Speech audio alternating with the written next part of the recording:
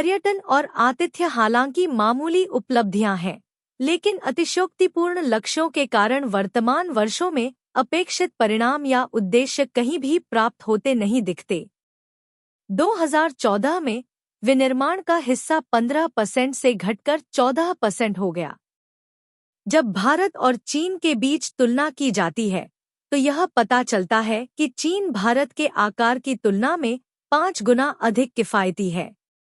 अधिकांश सार्वजनिक उपक्रमों को कम उत्पादकता और गैर प्रभावी प्रणालियों के कारण नुकसान उठाना पड़ा। पीएम कार्यालय से मेक इन इंडिया के बारे में नए आंकड़ों में कोई अपडेट नहीं होना भी इसके फ्लॉप पक्ष को दर्शाता है। शुरुआती विकास के बाद रिवर्स ट्रेंड ने उत्पादों की बिक्री में गिरावट दिखाई है। कैसे और कब के जवाब के बिना केवल लक्ष्य ही देखे जा सकते हैं।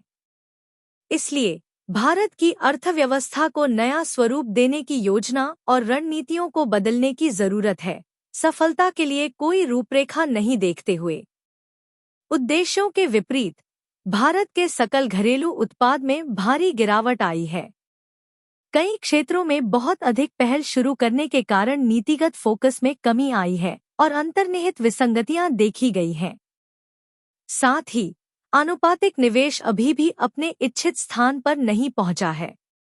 औद्योगिक क्षेत्र के लिए 12 से 14% की विकास दर को एक असंभव एवं ऊंचा लक्ष्य माना गया है।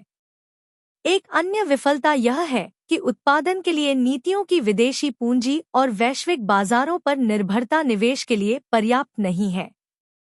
मेक इन इंडिया अपने उद्देश्यों को पूरा करने में विफल रहा है। इसके कारण विमुद्रीकरण, जीएसटी का खराब कार्यान्वयन, पर्यटन और आतिथ्य हालांकि मामूली उपलब्धियां हैं, लेकिन अतिशयोक्तिपूर्ण लक्ष्यों के कारण वर्तमान वर्षों में अपेक्षित परिणाम या उद्देश्य कहीं भी प्राप्त होते नहीं दिखते।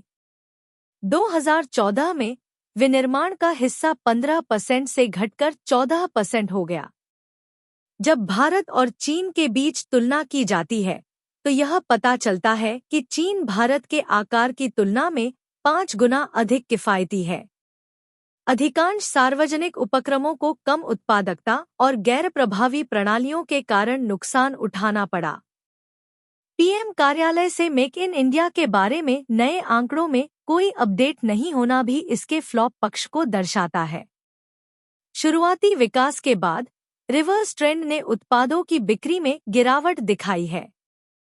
कैसे और कब के जवाब के बिना केवल लक्ष्य ही देखे जा सकते हैं।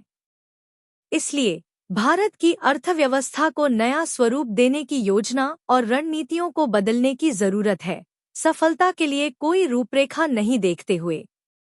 उद्देश्यों के विपरीत भारत के सकल घरेलू उत्पाद में भारी गिरावट आई है।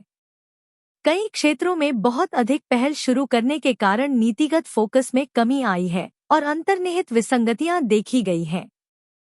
साथ ही आनुपातिक निवेश अभी भी अपने इच्छित स्थान पर नहीं पहुंचा है। औद्योगिक क्षेत्र के लिए 12 से 14% की विकास दर को एक असंभव एवं ऊंचा लक्ष्य माना गया है। एक अन्य विफलता यह है कि उत्पादन के लिए नीतियों की विदेशी पूंजी और वैश्विक बाजारों पर निर्भरता निवेश के लिए पर्याप्त नहीं है। मेक इन इंडिया अपने उद्देश्यों को पूरा करने में विफल रहा है। इसके कारण विमुद्रीकरण, जीएसटी का खराब कार्यान्वयन। अगर आपको हमारी ये वीडियो अच्छी लगी हो तो इस वीडियो को लाइक कीजिए, कमेंट कीजिए और हमारा चैनल सब्सक्राइब करना ना भूले।